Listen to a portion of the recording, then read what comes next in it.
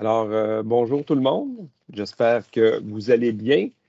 On est bien content de vous accueillir pour cette autre midi-conférence, cette fois sur le salaire minimum. Donc, vous êtes nombreux, on l'apprécie fortement. Aujourd'hui, on va faire ça à la bonne franquette. Alors, il n'y a pas vraiment d'animation, mais Suzy et moi allons à tour de rôle au fil des diapositives prendre la parole pour aborder justement ce thème de l'évolution du salaire minimum. On élargit un peu, on ne traite pas que des ménages au salaire minimum, on élargit à des gens qui gagnent un peu plus que le salaire minimum. Et donc, on va aller de l'avant. Sans plus tarder, je vais débuter, mais avant, peut-être juste vous dire qu'on a automatiquement fermé vos micros et vos caméras pendant la période présentation. Mais quand on arrivera à la fin, à la période de questions, évidemment, les caméras et micros pourront se réouvrir et vous pourrez poser vos questions de la manière dont vous le souhaitez, soit dans la boîte de dialogue ou soit en levant votre main, on vous interpelle, vous ouvrez votre caméra, votre micro et vous posez votre question de vive voix. Donc, je l'ai dit, je suis avec Suzy. On va débuter sans plus tarder. Allons-y. Donc, un peu peut-être de mise en contexte. Dans 2 jours, dimanche prochain, le salaire minimum va être haussé de 13,50 l'heure à 14,25 donc 75 cents de l'heure de hausse du salaire minimum. Notre objectif ici, là, aujourd'hui, le principal objectif, c'est de mesurer l'effet de cette hausse-là sur le revenu disponible des ménages qui travaillent donc au salaire minimum. Nous, on veut passer de la notion de salaire minimum horaire à revenu disponible annuel. Donc, en tenant compte des interactions avec les impôts, les cotisations et les prestations pour être en mesure de voir qu'est-ce que les gens ont réellement dans leur poche. Alors, ce n'est pas la première année qu'on s'intéresse au thème du salaire minimum. Donc, pour une 7e année consécutive, là, on fait des analyses de ce genre-là. Des fois, on fait des comparatifs avec d'autres provinces ou d'autres pays. Des fois, on fait des comparatifs avec nous-mêmes, mais dans le temps. Cette année, on a choisi comme objectif secondaire d'élargir un peu aux travailleurs, non seulement au salaire minimum, mais ceux qui gagnent un peu plus. Puis, on a choisi également de s'intéresser aux mesures temporaires qui ont été annoncées par le gouvernement du Québec pour pallier la hausse du coût de la vie. Donc, l'impact que ces mesures-là vont avoir sur le revenu disponible des ménages. Puis, sur la base de nos travaux antérieurs, on va néanmoins vous présenter à la fin de la présentation comment on se compare avec les autres provinces canadiennes ou même comment on se compare à l'international.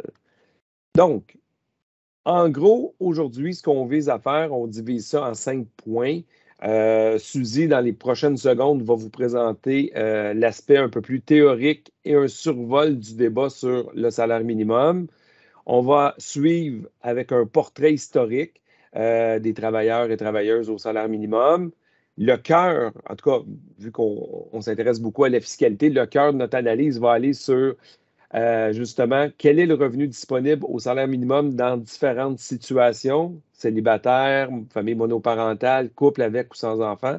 Et est-ce que ça permet, lorsqu'on travaille au salaire minimum dans ces situations-là, de couvrir les besoins de base? On va revenir enfin avec nos fameuses comparaisons, puis on va terminer avec quelques remarques finales.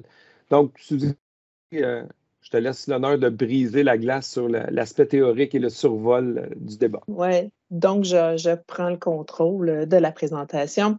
Donc, c'est vraiment un survol, là. Je suis économiste de formation, fait que je ne peux pas passer à côté de vous présenter un graphique que les économistes adorent. C'est quoi le salaire minimum? C'est quoi l'impact dans l'économie? Un graphique très, très simple et très de base. Donc, l'offre et la demande, l'offre de travail qui est la courbe ascendante. Donc, ce que nous, on est prêt à travailler, donc on va offrir plus de travail si le salaire augmente. Et la demande de travail, donc, qui va diminuer au fur et à mesure, qui va augmenter, au fur et à mesure que le salaire diminue. il y a un équilibre, donc ça serait le salaire d'équilibre qui serait ici. Le salaire minimum, d'un point de vue théorique, c'est quoi? Mais c'est un salaire qui est fixé au-delà du salaire d'équilibre et donc qui amène une distorsion dans un modèle théorique d'équilibre et qui peut causer donc du chômage, donc un écart entre l'offre de travail et la demande de travail. Je vous l'avais dit, là, c'est c'est un survol. L'an passé, on avait dans notre cahier ou dans notre regard élaboré davantage à cet égard-là. Fait que ceux qui sont intéressés, on voit un petit peu plus loin dans l'aspect théorique. Ce qui est intéressant de savoir, c'est où est le débat au sujet du salaire minimum. Bien, là aussi, très simplement, il y a grosso modo deux approches. Une approche classique qui a tendance à dire qu'il y aura, si on hausse le salaire minimum, il y aura une tendance à un effet à la baisse sur les emplois, donc des effets négatifs sur l'emploi, surtout pour les plus jeunes et on dit quand même que cette relation-là ne sera pas linéaire. Donc, plus la hausse est importante, plus les effets seraient importants. Il y a une autre approche qui s'est développée en parallèle qui, elle, va à l'inverse en disant que les effets sur l'emploi ils vont être marginaux de la hausse du salaire minimum, souvent statistiquement non significatifs. Et dans certains cas, ils vont même prouver une relation inverse. On ne réglera pas la question ici. Là aussi, il y a plusieurs études. On en aborde dans le cahier de l'année dernière. Allez faire un tour, allez voir ce qu'il y en est, comment ça a été résumé. Ce qui est intéressant, c'est que les études sont de plus en plus spécifiques à aller voir le marché ou la géographie ou la politique qui existe dans chacun des endroits où les études sont faites. Puis c'est peut-être ça, là qu'il faut aller aussi. Ultimement, nous, à la chaire, on ne s'est pas jamais prononcé en disant le niveau de salaire doit être celui-là ou celui-là. Notre analyse, elle est tout autre. Luc va l'aborder un peu plus loin. Mais il faut savoir que l'objectif ultime du salaire minimum, c'est quand même d'essayer de trouver ce salaire-là qui va rendre le travail plus intéressant sans nuire à l'emploi. Fait que c'est un équilibre à essayer de trouver. Voilà, donc c'était très court. Salaire minimum, de quoi on en... Excusez. Qu'est-ce qu'on en a dit dans l'actualité dans la dernière année? Donc, en 2021, la campagne qu'on entendait souvent pour un salaire minimum à 15 qui existe probablement depuis avant, mais qui a pris beaucoup de place à partir de 2016, et maintenant une campagne vers un salaire minimum à 18 ce qui est tout à fait naturel de voir ce chiffre-là augmenter. Donc, il y a eu ça qui est apparu plus l'an dernier. Ce dont on a parlé, si on s'intéresse au salaire minimum, c'est aussi de M. Audet, qui est le président du CA de Cogeco, qui a dit devant une assemblée que le salaire minimum devait être haussé à 20 $. Donc, c'était quand même surprenant. Ça a fait beaucoup parler. Ce qu'on peut dire sur l'actualité, c'est aussi que dans le budget de 2021, le gouvernement fédéral a annoncé que le salaire minimum fédéral serait maintenant fixé à 15 $, ce qui est le cas depuis le 29 décembre 2021. Avant ça, c'était quoi le salaire minimum fédéral?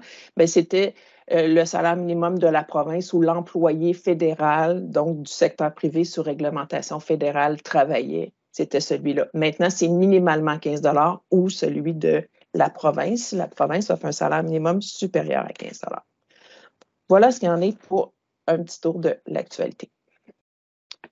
Parfait, mais merci. Puis là, on va aller voir maintenant un peu les quelques statistiques pour essayer de mieux cerner la situation du salaire minimum en général ou des gens qui travaillent au salaire minimum. Donc, un premier graphique ici qui nous montre, dans le fond, l'évolution depuis 2002 du salaire minimum et de l'inflation. Donc, l'inflation mesurée par l'indice des prix à la consommation. Puis on voit que de 2002 à 2007, l'inflation et le salaire minimum ont augmenté à peu près au même rythme. Puis il y a eu un décrochage à partir de 2008 où on voit qu'il y a eu une augmentation plus rapide du salaire minimum que de l'inflation. À vrai dire, si on compare 2022 à 2008, on constate dans toute cette période-là au Québec qu'il y a eu 31 % d'inflation, mais que le salaire minimum, lui, a augmenté de 78 % entre 2022 et 2008. Donc, une augmentation plus rapide du salaire minimum que de l'inflation. On a tendance à l'oublier. Ce qui nous amène ici, je peux juste vous montrer, dans le fond, en taux horaire l'évolution du salaire minimum de 2002 à 2022. Des fois, il y en a qui trouvent que les hausses sont trop modestes, d'autres qui trouvent que les hausses sont trop hautes. Mais tout ça pour dire que sur une période de 20 ans, bien, le salaire minimum a doublé. Donc, passant de 7,20 à 14,25 En fait, là, écrivez-moi pas pour doubler, il aurait fallu que ce soit 14,40 mais on comprend que ça l'a presque doublé, quasi doublé. Puis ici, c'est une autre information importante, c'est le ratio du salaire, du taux horaire, du salaire minimum. Qu'est-ce que gagne quelqu'un au salaire minimum en proportion, dans le fond, de la rémunération moyenne ou du salaire moyen. Et on constate que depuis quelques années, peut-être à partir de 2018, là, où on fixe, dans le fond, il y a une volonté gouvernementale de fixer le salaire minimum à 50 de ce qu'on anticipe comme salaire moyen pour faire en sorte que ce soit ce quantum-là qui soit atteint. Avant, là, au début des années 2000, c'était quand même beaucoup plus faible que ça, là. Donc, ça l'explique aussi, cette volonté-là explique en partie pourquoi le salaire minimum a augmenté plus vite que le salaire moyen ou même que l'inflation qu'on avait vue peut-être précédemment. Bon, ici, c'est la proportion de gens qui travaillent au salaire minimum dans le pourcentage des emplois totaux. Donc, on voit là 4,8 donc on le voit assez bien. C'est une proportion qui est plus faible dans les 15 dernières années. Donc, dans les 15 dernières années, il y avait la proportion des gens au salaire minimum dans le total des emplois était plus élevée. Là, on voit qu'on est à un niveau plus bas. Je vais laisser Suzy poursuivre là, sur le décortiquage de ce 4,8 là, de qui s'agit-il exactement? Oui, en effet, on présente un peu dans l'analyse, puis c'était toujours intéressant de savoir c'est qui les gens qui travaillent au salaire minimum. Donc, on peut aller voir les statistiques publiées fréquemment. Donc, on a dit 4,8 des emplois en 2021. La proportion de femmes, donc les emplois au salaire minimum sont occupés à 52 par des femmes. Dans les années passées, dans l'étude, vous allez voir les données de 2020 et 2019, c'était un peu plus élevé, la proportion de femmes. Est-ce que ça va être une tendance significative ou ça s'égalise? On verra avec les années. Donc, 52 de femmes, ce sont soit à 60 des gens qui sont âgés entre 15 et 24 ans. Ce sont à 62 des gens qui sont à temps partiel. Ce sont dans 90 des gens qui n'ont pas d'enfants. Donc, on est toujours aux gens qui sont au salaire minimum. Et on a aussi des informations sur le niveau de scolarité. Donc, la majeure partie n'ont pas de diplôme universitaire. Dans un peu moins de la moitié des cas, c'est dans des plus petits établissements, donc entreprises ou groupes ou peu importe. Et dans 5 des cas, ce sont dans le secteur commercial, commerce de détail notamment. Donc, ce sont là que se trouvent les emplois. Une fois qu'on a ces caractéristiques-là, on a voulu, nous, aller un petit peu plus loin, c'est-à-dire de faire des analyses croisées. On a donc demandé à l'Institut de la statistique du Québec de nous sortir des données pour justement faire ces analyses croisées, séparer hommes-femmes et ensuite selon l'âge et ensuite selon temps partiel, etc., etc. Donc, vous pourrez avoir plus de détails. On en a un extrait ici.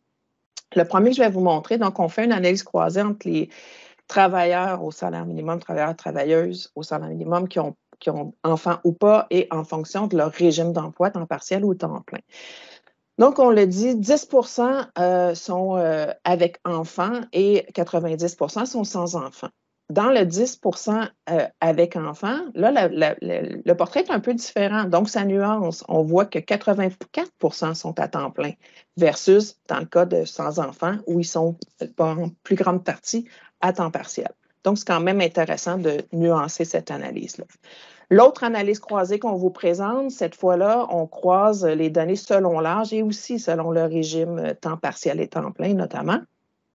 Et là, ce qu'on voit, c'est, oui, c'est toujours 60 qui ont entre 15 et 24 ans et qui sont en grande majorité à temps partiel. Et donc là, on voit que ce sont probablement beaucoup des étudiants qui sont au secondaire, au cégep et à l'université qui travaillent à temps partiel au salaire minimum. Dans tous les autres groupes d'âge, les travailleurs, ils sont pas nécessairement...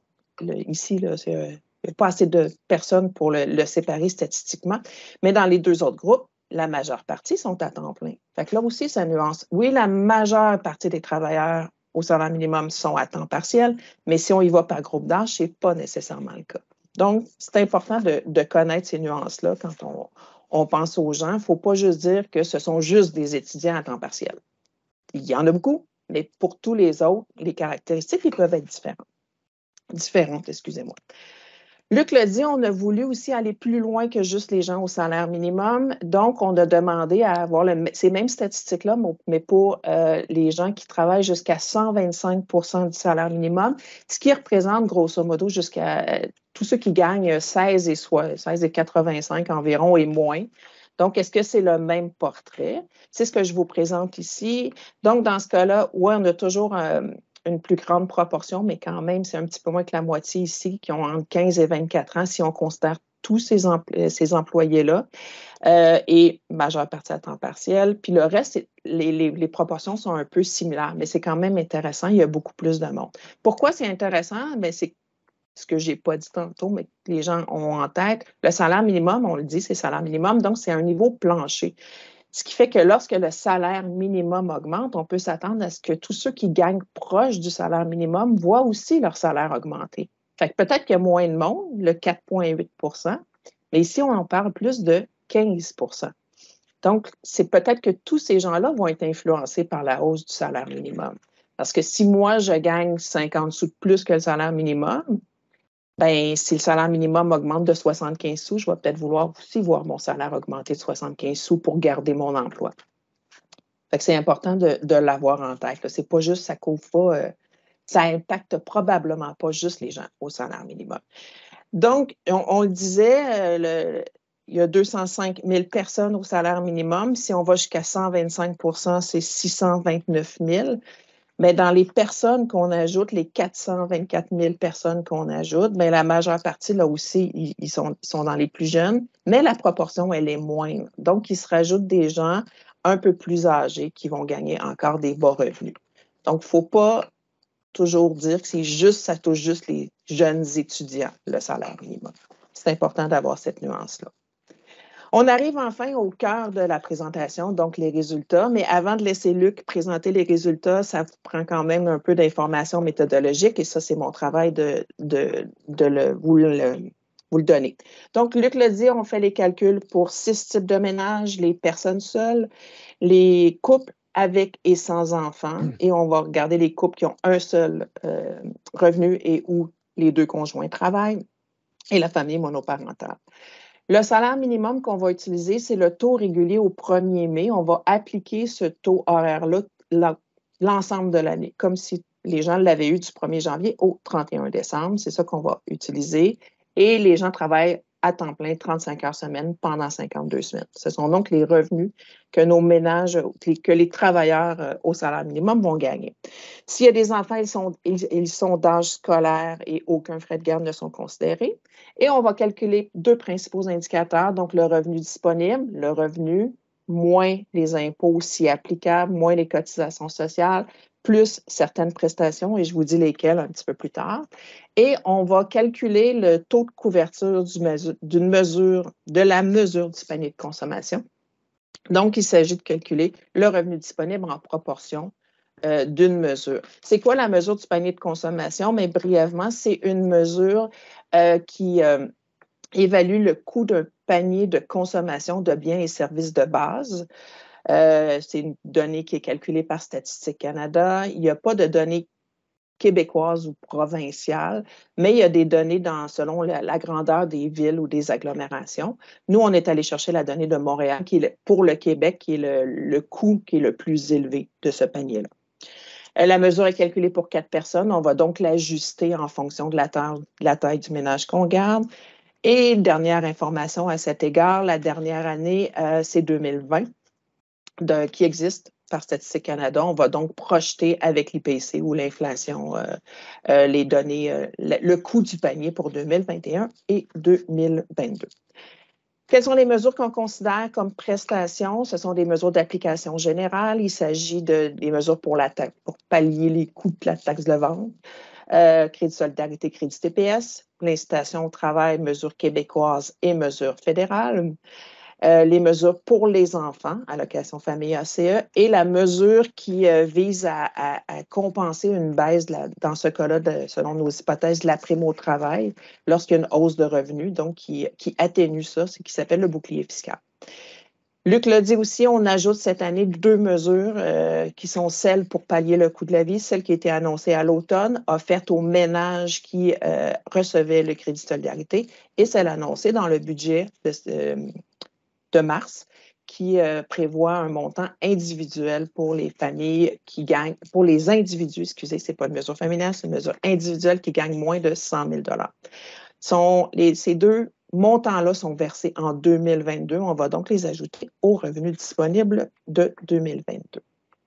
Voilà, à toi, Luc. Merci. Alors, ici, c'est un rappel, à vrai dire, qu'on souhaitait vous faire. C'était que le régime d'imposition québécois et le régime d'imposition fédéral, mais le régime d'imposition du Québec est indexé annuellement. À chaque année, on indexe les paramètres, donc on indexe la table d'imposition, le barème d'imposition, mais on indexe aussi les principales prestations ou crédits d'impôt.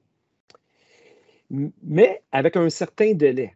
C'est juste ici, ce qu'on voulait vous montrer, c'est le petit délai qu'il y a.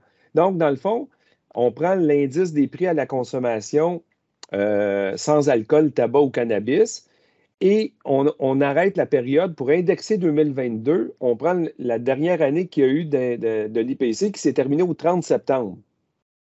Puis on va faire ça chaque année, fait qu'il y a un petit décalage de 3 mois à chaque fois. Habituellement, ce n'est pas très grave. Quand il y a 2 d'inflation à chaque année, un dans l'autre, ça finit par... Mais comme pour l'année 2021, il y a eu plus d'inflation, puis l'inflation est arrivée surtout à la fin de l'année 2021, puis que là, en 2022, on a une inflation également qui est plus grande, mais là, l'enjeu du délai d'indexation peut jouer un peu plus grand. Puis là, dans le fond, ça explique un peu, en tout cas, ça explique l'argument que le ministère des Finances a utilisé pour justifier le crédit d'impôt remboursable pour la mesure ponctuelle pour pallier la hausse du coût de la vie. Donc, si on regarde pour 2022, l'indexation qui a découlé de l'IPC terminé au 30 septembre 2021, c'était 2,64, alors que pour l'année 2022, on anticipe une inflation prévue de 4,65. Donc, il y a un écart de 2 points. Et le gouvernement a dit, est-ce que je compense? Donc, ce 2 points-là, il l'a appliqué à la mesure du panier de consommation, donc panier de biens et de services de base que Suzy expliquait tantôt. Pour une personne seule, on l'estime à 21 500. On applique le 2 sur le 21 500. Ça a donné 432 $. Ça, c'est l'argumentaire du ministère des Finances. Puis on dit, on arrondit à 500, puis c'est comme ça qu'on a décidé de donner 500 $ à tous. Donc, puis là, nous, on va les considérer, ces prestations-là, ponctuelles pour la hausse du coût de la vie, dans notre analyse. Fait que je vais vous montrer comment on a fait ça. Je vous présente les résultats. Donc, on débute avec une personne seule. Là, vous voyez, le calcul est assez détaillé. On a évidemment le revenu annualisé, on a les impôts Québec-Ottawa, les cotisations sociales qui sont payées pour le régime des rentes, l'assurance-emploi, le régime québécois d'assurance parentale. Généralement, les gens au salaire minimum, ils n'ont pas une couverture d'assurance médicaments par leur employeur. Donc, on les a fait cotiser au régime d'assurance médicaments du Québec. Et on a nos prestations, donc crédit solidarité, crédit TPS, prime, etc., que Suzy vous a présenté. Et ça nous donne un revenu disponible qu'on peut comparer avec la mesure du panier de consommation pour voir si on arrive à couvrir tous nos besoins de base. Bon, ici ce qu'on constate, c'est qu'avoir une augmentation de revenus, ça l'amène aussi une augmentation des impôts. Donc, ce n'est pas tout le revenu de salaire qu'on va chercher en plus qu'on conserve. On paye des impôts dessus. On peut perdre des prestations parce qu'on a des revenus plus élevés. Et donc, dans ce cas-là, ça nous donnait une hausse de revenus disponibles, là, donc une hausse nette dans les poches de la personne seule de 829 $. Puis là, du côté de la couverture de la mesure du panier de consommation, bien là, vous voyez ici, il y avait une légère détérioration par rapport à 2021. Donc, on couvre la totalité des besoins de base, mais au lieu d'avoir 6 au-dessus de la couverture des besoins de base. On est à 5 de plus en 2022, qui s'explique en partie, notamment peut-être par l'inflation plus grande que la hausse qu'on a observée de certains ajustements du système fiscal. Et donc, c'est pour ça que là, on a dit, on va en tenant compte des mesures exceptionnelles pour tenir compte du coût de la vie. Mais là, dans ce cas-là, on s'aperçoit qu'on n'a plus une détérioration, mais on a une légère amélioration de la couverture de la mesure de nos besoins de base. Et dans ce cas-là, quand on regarde au final, le revenu disponible va avoir augmenté dans une proportion plus grande que le gain de salaire découlant de la hausse du salaire minimum. Donc là, je vous l'expliquer peut-être un peu plus en détail pour la personne seule. Évidemment, on l'a fait pour d'autres situations. Donc, pour un couple sans enfants, pour un couple sans enfants, et là, on peut constater encore une fois, en l'absence des mesures de coût de vie, il y aurait eu une légère détérioration de la couverture des besoins de base, même qu'on serait légèrement inférieur à la couverture pleine et entière. Donc ici, c'est un couple sans enfants où un seul des deux conjoints travaille au salaire minimum, l'autre conjoint ne travaille pas. Mais en tenant compte des mesures pour coût de la vie exceptionnelles de l'année 2022, mais là, on s'aperçoit qu'on arrive à couvrir l'entièreté des besoins de base. On est un peu au-dessus parce que cumulé, ça donne un revenu quand même une hausse du revenu disponible qui est quand même significative. Puis un autre élément que je pourrais vous soulever, bien ici, dans le cas d'un couple, le salaire annuel, mettons, est à près de 26 000, mais le revenu disponible, après avoir payé nos impôts, nos cotisations et reçu nos prestations, est supérieur. Donc, ça aussi, il faut le garder en tête, là. Donc, les gens ont un revenu disponible plus grand que le revenu de salaire qu'ils vont chercher. Couple sans enfants, on va voir couple avec enfants. Donc, seule différence ici, c'est il y a 2 enfants d'âge scolaire, comme l'a souligné Suzy. Toujours un seul des 2 conjoints qui participent au marché du travail, donc toujours le même salaire au départ.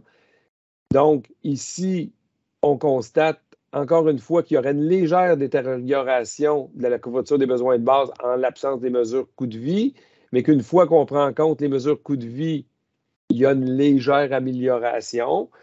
Puis, l'autre élément aussi soulignant, c'est même si le salaire initial est gagné est à 26 000, le couple, après avoir pris en compte toutes les prestations gouvernementales, les impôts et les cotisations, finit avec plus de 50 000 de revenus disponibles. Donc, c'est encore une fois l'importance de ne pas juste prendre le revenu de salaire dans la comparaison, mais de prendre en compte l'ensemble des phénomènes. Puis encore une fois, là, on voit que le revenu disponible est aussi plus que le salaire horaire qui a été gagné dans ce cas-là. Bon, il restait le cas de la famille monoparentale. Les constats sont les mêmes, là. Détérioration de la couverture des besoins de base léger en l'absence de mesures coût de vie, amélioration en tenant compte de ces mesures-là. Donc, encore une fois, un revenu disponible qui est haussé.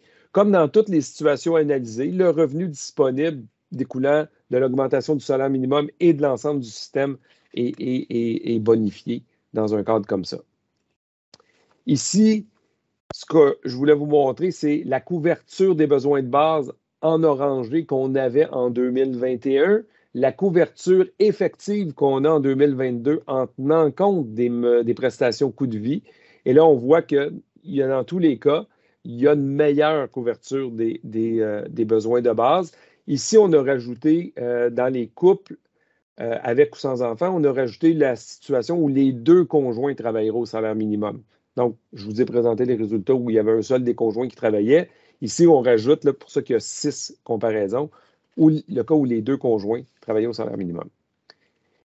Ici, diapo qui montre, dans le fond, la variation du revenu disponible. Je vous montrais la variation du revenu disponible en argent tout à l'heure. Là, on vous la montre en pourcentage par rapport au revenu disponible qu'on a calculé l'année précédente, donc en 2021. Puis là, on rappelle l'inflation. Excuse-moi, je vais te corriger parce que c'est pas vu que c'est écrit, c'est sans prestation. En bleu, c'est sans tenir compte des prestations du coût de la vie. Petite nuance. Oui. Il y a en bleu plus foncé avec prestation de coût de la vie. et on regarde que l'inflation escomptée pour 2022 dans le budget du Québec est à 4,65. S'il n'y avait pas eu les mesures de prestations coût de vie, l'augmentation du revenu disponible aurait été inférieure à l'inflation, mais avec les mesures coût de vie, l'augmentation du revenu disponible est supérieure à l'inflation escomptée pour 2022. Ça va de 5,7 pour un couple où les deux conjoints travaillent au salaire minimum et lorsque le couple a 2 enfants, à aller jusqu'à 9 de hausse du revenu disponible dans le cas d'un couple sans enfants où un seul des conjoints participerait au marché du travail. Donc, en tout cas, ça donne le portrait là, de quels sont les changements qui découlent de la hausse du salaire minimum, la hausse des actions gouvernementales à travers les impôts, cotisations et prestations, dont les mesures exceptionnelles de coût de vie. Fait que, Suzy, je te laisse poursuivre.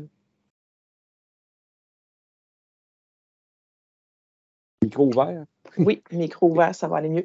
Donc, cette année, on l'a dit, on n'avait pas fait de comparaison, mais on a quand même ramené les comparaisons de l'an dernier pour vous donner un aperçu.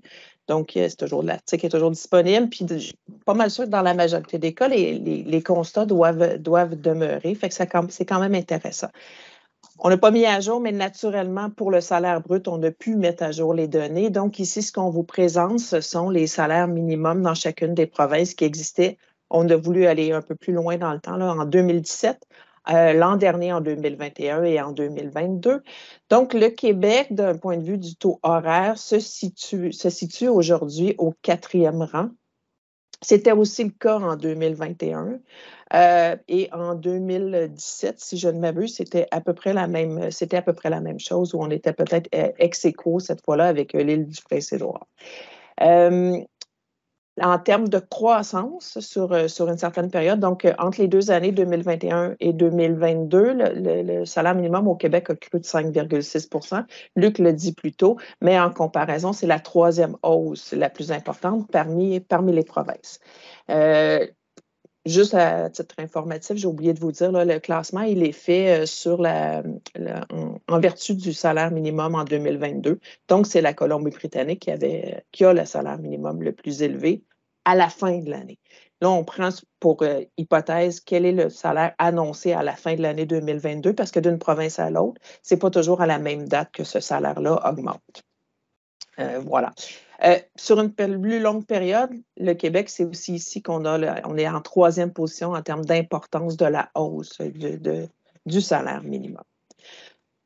Donc, ça, c'est le salaire brut. Qu'est-ce que ça donne quand on tient compte des impôts payés, etc.? C'est ce qu'on a fait l'année passée pour les mêmes 6 types de ménages. Ici, je ne vous présenterai pas l'ensemble des résultats. Je vous présente 2 exemples. Donc, l'an passé, on a regardé la situation d'une personne seule, d'une famille monoparentale et tous les autres, qui travaillent au salaire minimum. Donc, quel est leur revenu disponible et quelle est la couverture du panier de consommation dans chacune des provinces? Petite explication, en pâle, c'est l'endroit où le chiffre est le plus bas. En rouge, c'est l'endroit où il est le plus élevé.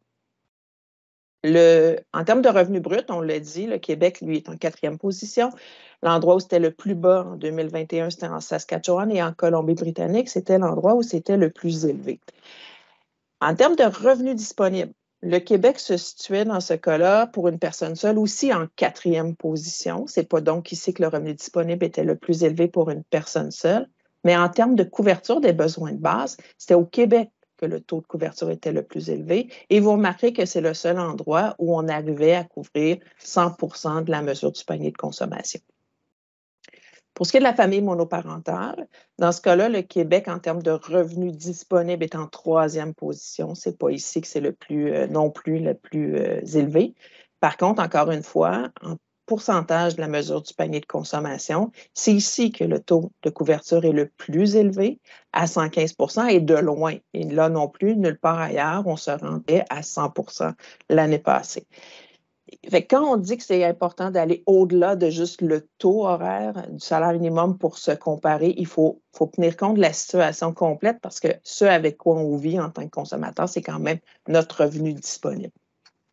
C'était la raison pour laquelle on faisait notamment cette présentation-là. Dans les 6 situations l'année passée, c'était au Québec qu'on voyait la couverture la mesure du panier de consommation la plus élevée parmi toutes les provinces. Donc, c'est important de s'en rappeler. Je vous le mets justement ici. Donc, ici, on a présenté pour chacune des situations pour les rangs du Québec vis-à-vis les autres provinces, donc la position relative pour le revenu brut. Et on avait fait l'exercice en 2016 avec des hypothèses un peu différentes, mais c'est quand même intéressant de voir. Donc, notre position relative au Québec pour le salaire brut s'est améliorée en termes de taux de salaire minimum. On est en 4e position. On était en 6e en 2016. En termes de revenus disponibles, c'est relativement similaire. Il y a une amélioration, surtout pour le couple sans enfants, avec 2 revenus. Mais comme je vous le disais, il y avait de légères variations dans les hypothèses. Et pour la couverture des paniers de base, on est au premier rang partout en 2021. Et en 2016, c'était presque le cas aussi partout. Donc, on le répète, on martèle le message à chaque année. Il faut tenir compte de la situation complète pour mieux se comparer. On n'est pas en train de dire qu'on vit riche au salaire minimum, mais en termes de comparaison, c'est important de faire les bons constats. On avait fait l'an passé aussi une comparaison internationale. Je vous la ramène. C'est quand même intéressant. C'est sûr que là, on est allé chercher des chiffres à l'OCDE qui compilent des données pour aller voir dans les pays avec des réglementations. Ils trouvent un salaire annuel minimum. Nous, on est allé chercher 26 pays qui nous permettaient de faire une comparaison intéressante. Ici, ce que je présente, c'est le salaire minimum annuel en pourcentage du salaire moyen des industries. C'est une mesure du salaire moyen qui est utilisée par l'OCDE. Donc, on voit qu'au Québec et au Canada, on est à 50 %. Donc, parmi un salaire minimum qui est parmi les plus élevés d'un point de vue de revenu brut, parmi ces 26 pays comparés. Ce qu'on peut comparer avec les calculatrices et les données de l'OCDE, c'est aussi quelle portion du salaire qu'on gagne, qu'on garde. Donc, le ratio revenu disponible sur, cette fois-là, le salaire minimum brut. Et on l'a fait pour les 6 types de ménages. Encore une fois, je vous en présente 2. Donc, pour les personnes seules, on voit que la situation du Québec, on garde 87 % du salaire moyen, pas du salaire moyen, du salaire brut quand on travaille au salaire minimum, après avoir payé les impôts, les prestations, encore une fois, gagner les prestations et payer les cotisations sociales. Donc, on se situe à peu près au milieu du peloton dans la comparaison des 26 pays. Mais si on voit la famille monoparentale d'un point de vue comparatif avec les 26 pays, on se retrouve en première position. Donc, c'est ici où le ratio revenu disponible sur revenu brut, revenu au salaire minimum, était le plus élevé en 2019. C'était à ce moment-là les données les plus récentes. Fait que ça faisait le tour. L'idée, c'était vraiment de se comparer de différentes façons. C'est ce qu'on a fait l'an passé. Allez voir, allez jeter un coup d'œil aussi à ce cahier-là. Je te laisse conclure. Donc, on arrive maintenant, dans le fond, aux remarques finales. Et quels sont les grands constats qu'on veut mettre de l'avant? D'abord, le salaire minimum, il est en hausse. Il est en hausse de 26,7 % sur une période de 5 ans. Dans l'analyse plus spécifique pour l'année 2022, le revenu disponible a augmenté pour tous les ménages qu'on a analysés. Donc, le revenu disponible a augmenté. Puis, dans le cas d'une comparaison qu'on avait faite en 2021, là, que Suzy vient d'aborder, au sein des 10 provinces, c'est au Québec que le salaire minimum, que les gens qui travaillent au salaire minimum arrivent à couvrir leurs besoins de base. C'est beaucoup plus rare dans le reste du Canada. Donc, il ne faut pas importer le mauvais diagnostic canadien au Québec. Il ne s'applique pas. Puis si on revient avec la notion là, de couverture des besoins de base et de coût de la vie pour 2022, le taux de couverture des besoins de base aurait été légèrement réduit s'il n'y avait pas eu les mesures temporaires pour pallier la hausse du coût de la vie. Puis, entre guillemets, grâce à ces mesures temporaires-là, c'est plutôt le contraire qui s'est passé. Il y a une légère amélioration de la couverture des besoins de base. Puis là, normalement, ces mesures-là sont temporaires. Donc, est-ce qu'on doit s'inquiéter pour 2023? La réponse, ça devrait être non parce que le régime il va être indexé et la prochaine indexation du régime va contenir beaucoup plus d'inflation que la précédente et donc les prestations et les impôts payables à l'égard d'un revenu X devraient être ajustés, donc en conséquence. Puis peut-être d'autres remarques pour terminer. Suzy l'a dit, là, mais nous, on ne se prononce pas sur le niveau optimal du salaire minimum. Est-ce que ça devrait être 14,50 au lieu de 14,25? Est-ce que ça devrait être 15? On ne se prononce pas là-dessus. Mais on dit à ceux qui veulent se prononcer sur le niveau optimal qu'il ne faut pas juste faire une comparaison du salaire horaire. Je pense que c'est ça le message de la présentation. C'est un exercice qui serait incomplet. Si on veut se comparer, si on veut déterminer le niveau optimal de salaire minimum, il faut se donner un indicateur qui est beaucoup plus global, qui prend les impôts, les cotisations et les prestations et qui tient compte aussi du coût de la vie au Québec. Donc, un salaire minimum de 15 $ en Ontario versus un salaire minimum à 14,25 au Québec, on ne peut pas conclure qu'on vit moins bien à 14,25 au Québec. Il manque d'autres éléments, les prestations plus substantielles au Québec, puis un coût de la vie qui est moindre. Puis sur la base des comparaisons faites en 2021, c'est ça, c'est même si on avait le 4e meilleur salaire minimum dans les 10 provinces, même si on avait juste 2 cas sur 6 où on avait le meilleur revenu disponible, on avait toujours le premier rang en matière de couverture de nos besoins de base. Et à nos yeux, ben, c'est ça qui reste le plus fondamental là-dessus. Donc, pour compléter, là, ça termine la présentation. Je sais que vous êtes toujours nombreux à venir à nos midi-conférences, donc ça nous motive à en faire d'autres. Dans le cadre d'une série en route vers les élections, la prochaine conférence ou midi-conférence organisée va être sur la santé, les défis d'aujourd'hui et donc de demain. Puis on a 2 conférencières. Donc, Marie-Hélène Jobin, qui est professeure, mais directrice associée au pôle santé à HEC Montréal. Puis on a Suzanne Huchère, qui est commissaire adjointe à la santé, au bien-être social au Québec. Cette conférence-là sera animée par notre collègue Yves Saint-Maurice. Et c'est comme je disais, ça se fait dans le cadre de En route vers les élections. On en a eu une, justement, mercredi passé, midi-conférence sur En route vers les élections. Le thème était cette fois-là l'environnement, où il y avait François Delorme et Joanne Whitmore. Donc, ceux qui n'ont pas pu l'écouter, vous pouvez aller sur notre site web et retrouver le midi-conférence de mercredi dernier. Sinon, ben, vous allez voir, le prochain, c'est la santé, mais après ça, on en aura sur le marché du travail, on en aura sur l'économie. On va se rendre comme ça jusqu'aux prochaines élections générales du gouvernement du Québec. Alors, sur ce, moi, je vous dis merci, mais on est prêt là à passer à la période de questions. Je ne sais pas si Suzy a eu le temps de voir une question ou deux pendant que je terminais mon petit laïus. Non, sinon, en moi, fait, j'en ai il y en a j'ai pas. vu passer quelque chose.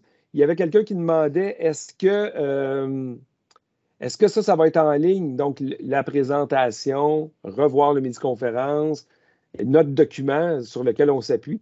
Tout ça va être en ligne sur le site de la chaire, effectivement. Là. Donc, vous allez pouvoir voir l'étude, voir le PowerPoint qu'on vous a présenté, puis réécouter, si vous voulez, parce que vous avez été dérangé, le midi-conférence qu'on vient de faire. Là. C'est ça, tout à fait, au cours des prochains jours. Donc, par écrit, non, pour l'instant, il n'y a pas de questions. Vous pouvez aussi lever la main, là, les poser verbalement, ça n'a pas besoin de les écrire. Les caméras et les micros sont maintenant accessibles pour tous. Donc, on peut voir ça, mais on a dû être plutôt limpide comme... Comme souhaité. Comme souhaité, oui, tout à fait, comme souhaité.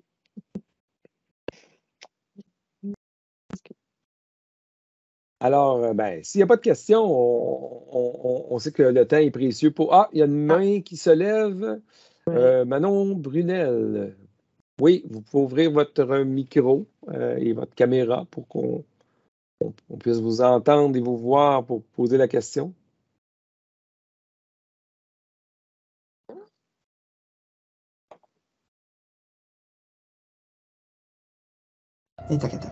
Ah, ça fonctionne.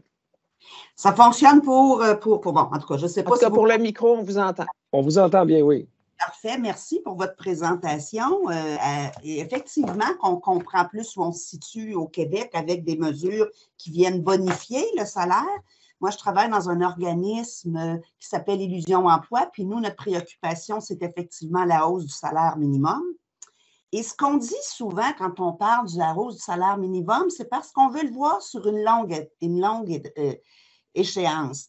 Quand vous parlez des mesures d'appoint que le gouvernement met en place, c'est bien, et c'est vrai que ça augmente le revenu.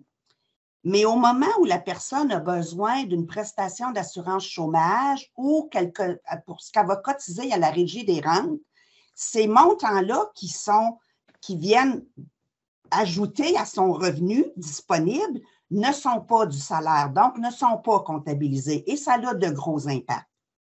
Autre élément, je suis dans le milieu depuis plusieurs années. La nouvelle mesure dont on se sert a quand même signifié un recul par rapport à la mesure qui existait avant, qui était la mesure de faible revenu de Statistique Canada. Donc, d'un coup de baguette magique, il y a quand même des bas salariés qui ne se retrouvaient plus nécessairement dans la même case. Ça a quand même diminué les chiffres. Ce qui me fait dire que oui, on est peut-être mieux, vous avez raison, vos tableaux nous le démontrent, mais on sait que c'est encore nettement insuffisant. Fait que pour nous, les groupes qui travaillons dans ce domaine-là, on se pose toujours la question pourquoi le gouvernement n'a pas cette préoccupation-là, d'autant plus qu'il s'est doté d'une loi contre la pauvreté au Québec, de vraiment, de façon significative, aider les bas salariés. Dernier élément, vous l'avez sûrement vu passer, parce que moi, je le vois passer beaucoup, on a une pénurie de main-d'œuvre. Et dans le secteur des services, j'ai vu des emplois être affichés à 17 et 18 de l'heure pour trouver preneur, avec des primes si on faisait plus de 32 heures. Fait que même le milieu des affaires se rend compte que le salaire comme pouvoir d'attraction et de rétention en emploi doit être augmenté. Fait que dans tout ce contexte-là, je me demande pourquoi on tire de la patte. Bien, à vrai dire, c'est ça, en tout cas, moi, de la façon que je l'interprète, on ne tire pas de la patte parce que le système, tu sais, Suzy elle a montré l'offre et la demande, là, mais le système dans un contexte de rareté de main-d'œuvre, le système va s'ajuster. Et donc, c'est pas pour rien qu'on voit cette année un taux de personnes travaillant au salaire minimum dans les emplois totaux, le plus faible des 15 dernières années, parce que c'est justement, on peut y attribuer en partie le fait que je vais arrêter juste la présentation, là. Le fait que le marché du travail s'ajuste en offrant des salaires, ça ne veut pas dire qu'ils sont beaucoup au-dessus du salaire minimum, ça veut dire qu'ils sont légèrement au-dessus du salaire minimum. Cela dit, c'est ça. Donc, on le fait, on a une meilleure performance qu'ailleurs. On peut bien changer d'indicateur puis pas prendre la mesure du panier de consommation et prendre un autre indicateur. Ça ne changera pas qu'on va être encore meilleur que dans les autres provinces canadiennes, là. Ça va donner un portrait différent, mais on va être encore meilleur que dans les autres provinces canadiennes. Puis c'est ça. Puis sur votre point, c'est oui, le salaire minimum, il pourrait être haussé. Est-ce qu'elle nous prendrait un ancrage à long terme? Bien, moi, je dirais que le gouvernement du Québec l'a donné, l'ancrage à long terme, depuis 2018, en disant ça va être 50 du salaire moyen. Donc, tous ceux qui veulent que le salaire minimum augmente, bien, militer pour que le salaire moyen augmente, par la force des choses, ça va y arriver. Donc, le premier ministre, on l'entend souvent dire qu'il veut des salaires moyens plus élevés. Bien, en voulant des salaires moyens plus élevés, il se trouve à vouloir faire la promotion par la remorque du salaire minimum en pourcentage du salaire moyen à la hausse du salaire minimum. Puis le dernier point où là, je suis totalement d'accord avec vous sur toutes les mesures qu'on donne, que ce soit les mesures temporaires pour le coût de la vie ou que ce soit tous les autres crédits d'impôt, ces mesures-là, ça aide à augmenter le niveau de vie, ça aide à augmenter la couverture des besoins de base, mais ça ne nous rend pas plus autonomes, notamment pour si on perd notre emploi ou si on s'en va à la retraite, parce qu'il n'y a pas de cotisation au RRQ ou au régime d'assurance parentale ou à l'assurance emploi qui sont faits sur ces mesures-là. Donc, les jeunes ne cotisent pas. En échange, s'il arrive un aléa de la vie, bien, si vous perdez votre emploi, vous allez continuer d'avoir ces mesures-là. Donc, c'est un moindre mal, mais puis à la retraite, si vous n'êtes pas, vous allez continuer de les avoir. Mais cela dit, ça n'augmente pas vos prestations gouvernementales en cas de changement dans votre situation de vie. Moi, je rajoutais Donc, j'ai juste vu. un Ouais, petit vas-y, élément, Suzy, puis j'ai vu qu'il y a. excuse-moi. Oui, juste un petit élément concernant la statistique. Vous avez parlé de la statistique de faible revenu. Nous, on a choisi la mesure du panier de consommation pour différentes raisons, mais notamment parce que c'est une mesure de ce qu'on peut réussir à acheter qui ne variera pas en fonction du nécessairement qu'il y a plus ou moins de riches. Ce n'est pas une mesure relative, c'est une mesure fixe. La statistique de faible revenu est un peu différente, là. Mais on ne dit pas que ce n'est pas une mesure qui est adéquate, mais dans la comparaison qu'on fait du revenu disponible pour dire qu'est-ce qu'on est capable d'aller acheter pour avoir une mesure qui se compare d'une année à l'autre, c'est la raison pour laquelle on est allé choisir ça. Puis je vais continuer à dire quand même qu'on fait les constats avec ce qui existe actuellement, c'est un peu plus notre rôle que de dire il est trop haut, il est trop bas, le salaire actuellement. Donc, on ne se prononce pas directement là-dessus. Parfait. Oui, Luc, je te laisse aller. Ben, j'avais vu François Delhomme qui avait levé sa main, mais je crois qu'il l'a rabaissé depuis. Mais je ne sais pas si, François, tu avais une question. Mais là, il y a Madame, sinon, il y a Madame Virginie. Virginie Larivière qui a une main levée. Donc, on va passer à. Parfait. Bonjour. Bonjour. Oui, bonjour. Merci pour votre présentation. Moi, je n'ai pas la prétention d'être objective et neutre comme vous, chercheurs. Vous le savez, je suis militante. Et j'aimerais savoir, parce que vous semblez assez content du portrait que vous faites, là, que le Québec, par rapport aux autres provinces, se tire mieux d'affaire avec ses politiques fiscales de solidarité. Je me demandais pourquoi vous n'aviez pas abordé, par exemple, le fait qu'il y a des provinces qui ont dépassé le seuil du 50 là, du salaire horaire moyen par rapport à la MPC. Donc, si on est content de se comparer aux différentes provinces, on devrait aussi être capable de s'inspirer de ce qui se fait de ce côté-là dans les autres provinces. Donc, je me demandais, est-ce qu'il n'y aurait pas matière là à investiguer un peu qu'est-ce que le Québec peut faire, surtout dans un contexte de pénurie de main-d'œuvre qu'on n'arrête pas de nous rappeler là, que la pression est forte sur les employeurs pour améliorer les conditions de travail. Et on le sait que les provinces qui ont dépassé le ratio de 50 du salaire horaire moyen sont toujours dans la Confédération. Ils fonctionnent toujours, ça va très bien. Donc, je me demandais, ça ne serait pas un champ à investiguer? Ça pourrait être un champ à investiguer. Je vous avoue qu'on ne l'a pas fait. Donc, on ne peut pas. Oui. Excuse-moi, je vais t'interrompre tout de suite. On l'avait regardé l'année passée. Là. On le regardait, le ratio. Il était de combien dans les autres provinces et on le comparait. Et en effet, il y avait des ratios, notamment à l'île du Prince-Édouard, l'Alberta, la Colombie-Britannique, l'Ontario, et ils sont à des ratios plus élevés. Mais ce que moi, je vais vous dire, c'est que, puis c'est ça, on ne l'a pas présenté aujourd'hui, mais si vous allez dans notre étude où on comparait ce ratio-là. Donc, oui, on le faisait. C'est sûr qu'on ne s'arrête pas là parce que nous, ce qu'on dit, c'est à la limite, peu importe ce que c'est regardons ce qui nous reste dans nos poches en bout de piste. Puis jamais on va dire qu'il nous en reste. On est vraiment content parce qu'on en a beaucoup. On ne dit pas qu'il y en a trop. On dit qu'en comparaison, on se tire mieux d'affaires. Donc, encore là, même si le ratio il est plus élevé, ultimement, on est capable de un peu mieux vivre au salaire minimum ici. Donc, c'est ça qu'on fait. Donc, on n'évacue pas cet élément-là, je dirais, là.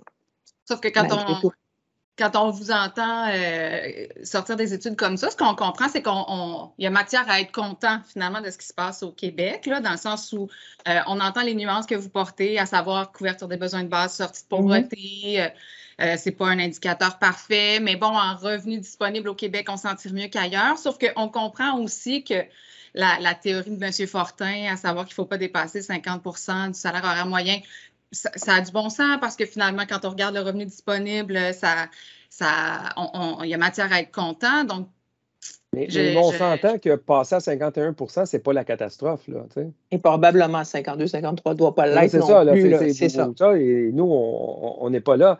Mais vous dites, on a le sentiment, c'est un portrait qui est quand même réjouissant. Ça ne veut pas dire qu'il faut s'asseoir sur le laurier et plus rien faire, mais il faut quand même commencer par faire le bon constat. Puis oui, on peut se réjouir qu'on toute chose étant égale, dans des situations, on se compare mieux qu'ailleurs. Là. Donc, ça part de là. Est-ce qu'il est possible de faire encore mieux? Sans doute. Mais quand on fait juste la revendication de 18 $, si on s'en va à 18 $ demain matin, mais on enlève la prime au travail, le monde n'est pas mieux. Là, donc, il faut prendre, c'est pour ça qu'il faut le prendre tout dans son ensemble. Il ne faudrait pas dire, hey, on a gagné la bataille, ils sont rendus à 18 $ si on a démoli le système de prestation pour le financer. Je ne sais pas si vous me dites, on s'en va à 18 $ demain matin, Mais le gouvernement du Québec, il dit, dans ce cas-là, je n'ai plus besoin de donner la prime au travail, je vais donner une prime aux employeurs d'un montant similaire. Contribuable, lui, ou le citoyen, il ne sera pas plus riche, mais il va gagner 18 piastres de l'heure. Fait que choisissons la bonne bataille, c'est vraiment, la bonne bataille. Mais la bonne bataille, on pourrait en débattre longtemps, là, mais je veux dire, si on regarde les personnes seules, vous l'avez vous-même démontré, c'est ceux qui s'en tirent le moins bien parce que la fiscalité a décidé d'aider d'abord les familles, les personnes avec enfants, mais les couples sans enfants, les personnes seules. Nécessairement la fiscalité, c'est les politiciens qui font la fiscalité qui décident d'aider d'abord. Il y a une présomption de c'est plus intéressant de lutter contre la pauvreté en présence d'enfants. Je pense qu'il y a des choix qui ont été faits, mais peut-être qu'aujourd'hui, et puis je pense qu'on l'a déjà dit dans des études passées, c'est que si aujourd'hui il y a quelque chose à faire, il est intéressant d'aller vers les personnes seules et les couples sans enfants aussi. Là. Je pense qu'on va pouvoir y retrouver ça aussi dans nos écrits. Je vais quand même dire qu'on ne dit pas qu'on est très bien nanti et qu'il n'y a rien à faire. Puis je vais être d'accord avec vous que si le salaire, il peut juste être mieux, puis que à la limite, on veut que personne ait besoin des prestations pour les bas revenus parce qu'il n'y aura plus de bas revenus. Là. Fait que, ultimement, mais Suzy, il reste d'autres questions. Il nous reste 4 minutes et il reste 3 autres questions. Merci beaucoup pour votre commentaire. On va aller réessayer Mme Brunel. Il y a François qui est passé avant. François, excusez, François est revenu. Oui, François est là. C'est parce qu'on le connaît, on le nomme par son prénom. Hein? Non, mais je veux juste vous féliciter pour ce travail-là qui est vraiment essentiel pour des gens comme moi qui suivent les développements au niveau du salaire minimum. C'est absolument unique ce que vous faites, puis je pense que l'emphase que vous mettez sur aller au-delà de la discussion du salaire horaire, c'est vraiment hyper important. J'aurais juste 2 petites remarques pour enrichir l'analyse pour l'année prochaine. Hein? Mm-hmm. On est toujours ouvert. 97% A, mais pour viser le A+, je ferais attention, Suzy, sur comment ton premier graphique, quand tu présentes l'approche orthodoxe. J'ai eu, il y a 10 jours, 2 semaines, les gens du du ministère du Travail qui briefent la liste et ils me disaient qu'au niveau théorique, le cadre théorique était plutôt l'approche à la David Card maintenant. Avant, il présentait comme l'approche néoclassique, si tu veux, comme ce que tu as présenté. Ce que j'ai appris. Les deux. Puis là, maintenant, ils sont vraiment plus au niveau du cadre théorique. J'ai posé la question. Le cadre théorique qu'ils utilisent, c'est probablement le deuxième que je vais juste dire ça comme ça.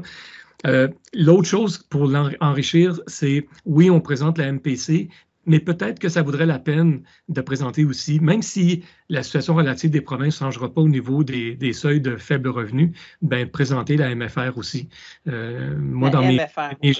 Nous autres même, on utilise MPC, MFR, puis MFR 60 même, qui est une mesure de sortie de pauvreté. Je dirais peut-être pas jusque-là, mais ça vaudrait peut-être la peine de présenter en termes de où est-ce qu'on est au Québec vis-à-vis le salaire minimum en utilisant une autre mesure qui est publiée aussi par StatCan. Oui, tout à fait.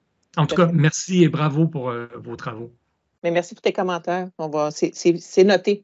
C'est noté parce qu'à chaque année, on essaie d'avoir un petit plus ou une petite différence. Là. Fait que c'est noté. Parfait.